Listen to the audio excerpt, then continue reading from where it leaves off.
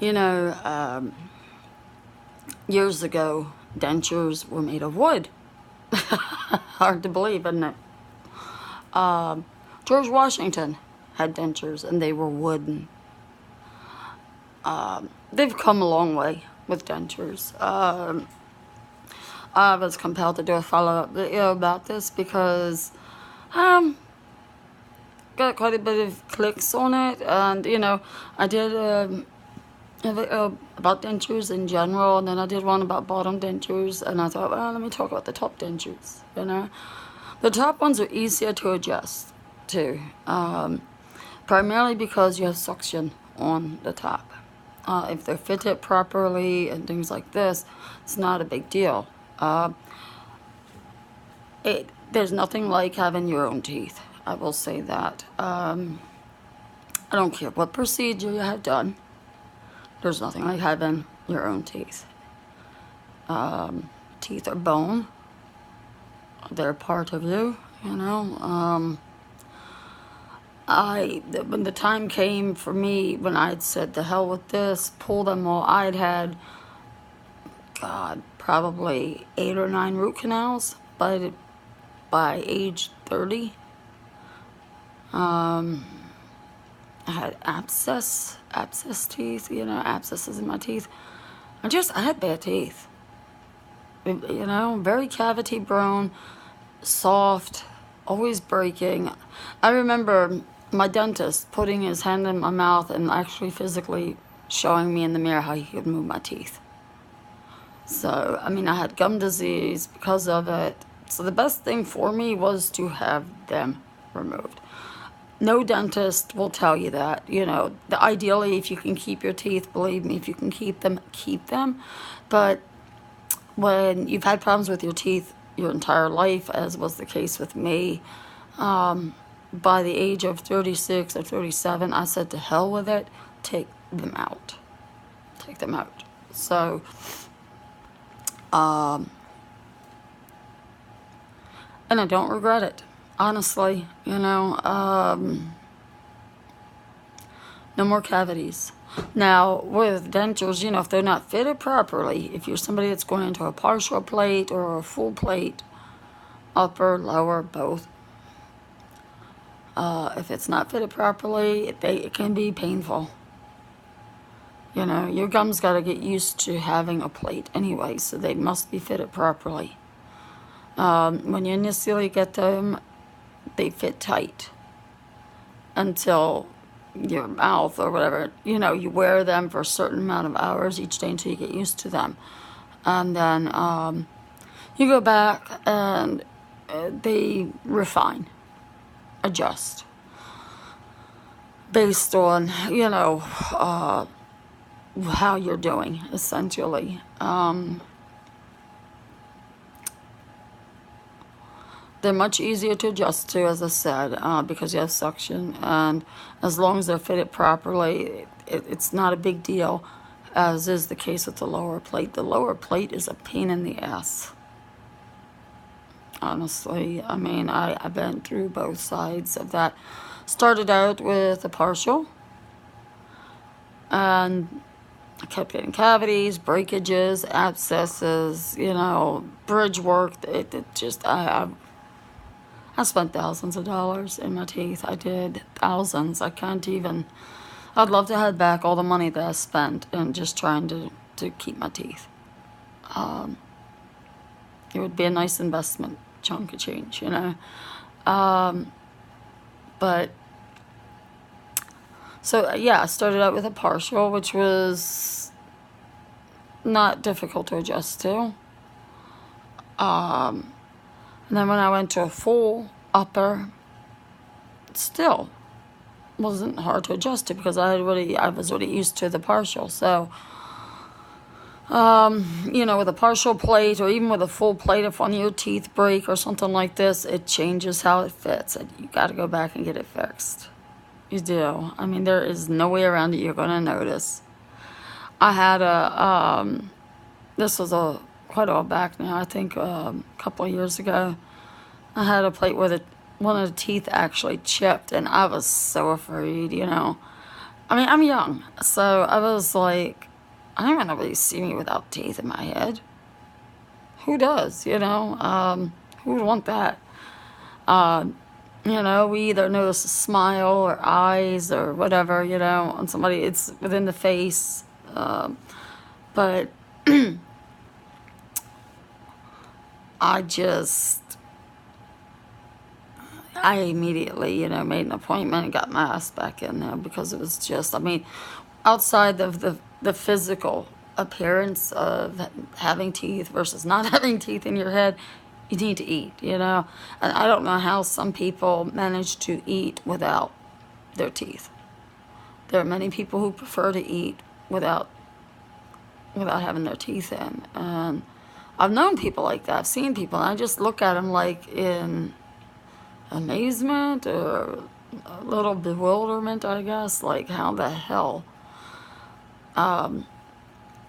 When I first started wearing plates, partial to full, to both upper and lower full plates, I made myself adapt.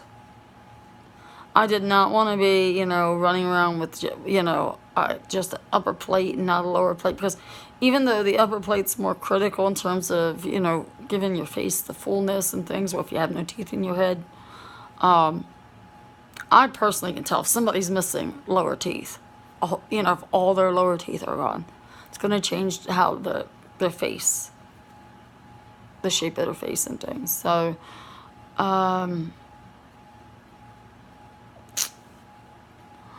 it's just, you know, I can only speak for myself, you know, I mean, and the things that I've seen with other people who have teeth, who don't have teeth, people who, you know, there are many people who have bottom plates that do not wear them because they say the same thing, you know, they're just hard to adjust to.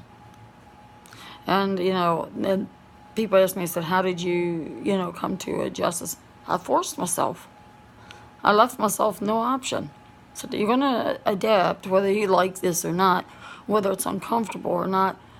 You know, this is the self-talk that I had with myself. And, but, you know, the top plate was a piece of cake.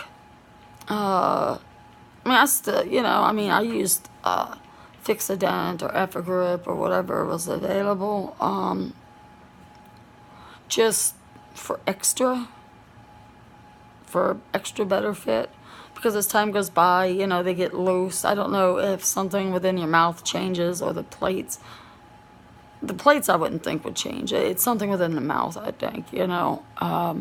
They do get loose as time goes by. So, you know, but I just tell people, it's nothing to be embarrassed about. You know, everybody is so quick to think, oh, you know, person lost their teeth because of drugs and stuff, and that is often the case for many people, but it's not always the case. It's not, you know. Yeah, I had drug addiction in my history, absolutely, but I had a genetic predisposition to bad teeth. So yeah, the drug addiction certainly didn't help that, and I've said this in other videos talking about dentures, you know. Absolutely not. Anybody, you know, strung out or, you know, highed up all the time is not going to think about brushing their teeth. I mean, I keep it real, but, I mean, somebody who's seriously caught up. You know, I mean, if you're an occasional whatever, of course not. But for somebody who's really had an issue with addiction, yeah, of course, you know, it's not going to help. And then, you know, if you're somebody who goes like on methadone or something like this, that depletes the saliva of the minerals that's needed to help maintain the enamel on your teeth. So that's why many people who've been on methadone 20, 30 years have, you know, bad teeth or more brittle bones. It depletes certain nutrients and minerals from the saliva to help assist in keeping your natural teeth strong, healthy, you know. So,